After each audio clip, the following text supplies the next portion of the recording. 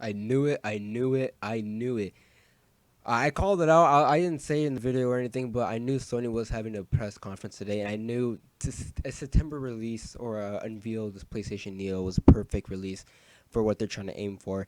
Uh, PlayStation 4.5 Neo, whatever you want to call it, it's officially called the PlayStation 4 Pro.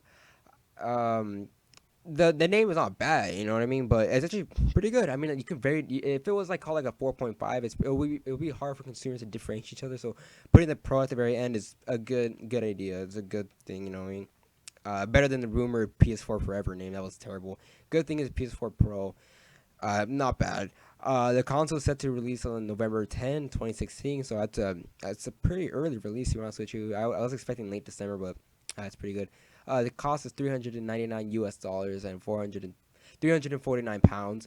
That's how much for the PS4 release on. That's not a bad price, but from what you're getting, it's not bad. But there is one thing that I really, oh man, they screwed it up.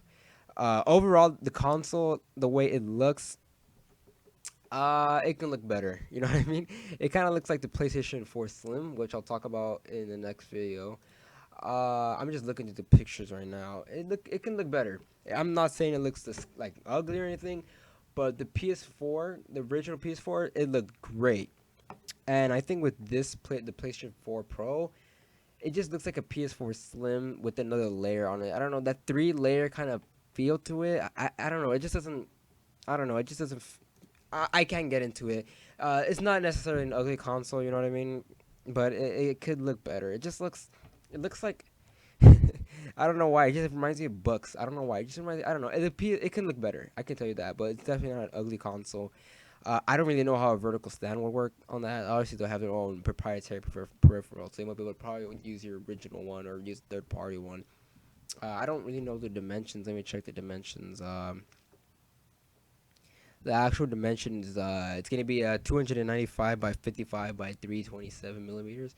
I think that's, I think that's around the same. I could be wrong. I could be like slightly smaller than the original PS4, but a little bit longer. I can't think of the original PS4 off the top of my head. Um, but the main stuff what they promised was 4K gaming, and from what I'm seeing, it doesn't really look like they're having. I don't think any developers are actually making 4K games. I think what they're doing is, because the PS4, it was tough to make full 1080p 60 frames per second games on it. Very tough for some reason. Xbox One was nearly impossible to do that. So what I think is actually going on is they're having full 1080p 60 frames per second and then just upscaling to 4K so far. I don't think there's any. I think the only games that they really announced that will quote unquote support quote unquote 4K, because honestly I don't really think it's gonna be full 4K, and I'll explain that in a bit. Is FIFA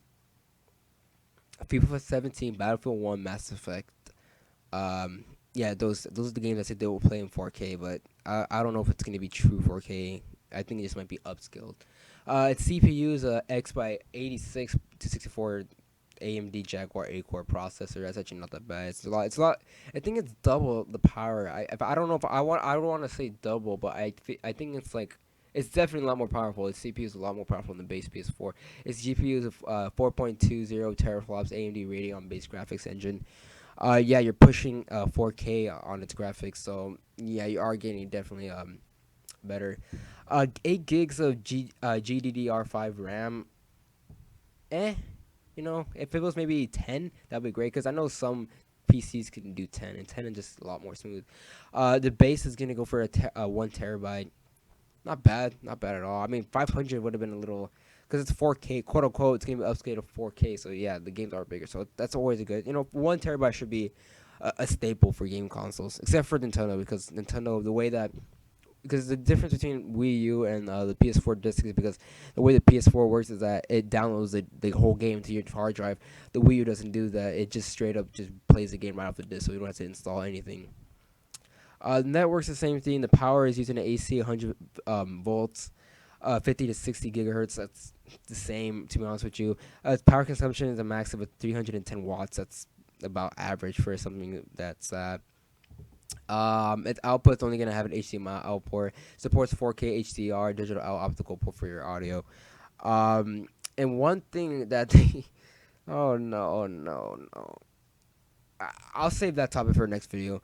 PS4 Pro, not bad. The console itself can look a lot better.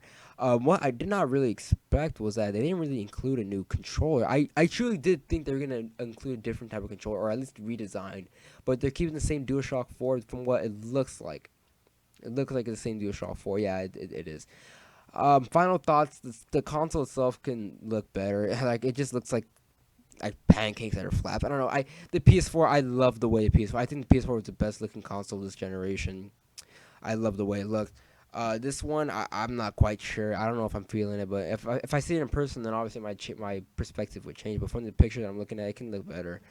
Other than that, it's what we thought. The price is it's fair from what you're getting. You're able to stream 4K video. I know that if Netflix and YouTube will stream 4K, but there is one stupid decision Sony made, and I'll talk about it in the next video. But other than that, PS4, I don't know if it's a good idea to invest in it yet. I feel like once developers are gonna stop, I feel like watch, their developers are gonna start utilizing this powerful engine, and they're gonna stop. They're not gonna stop, but necessarily, but the games that are gonna, they say that would still run on the I'm trying to put this in perspective.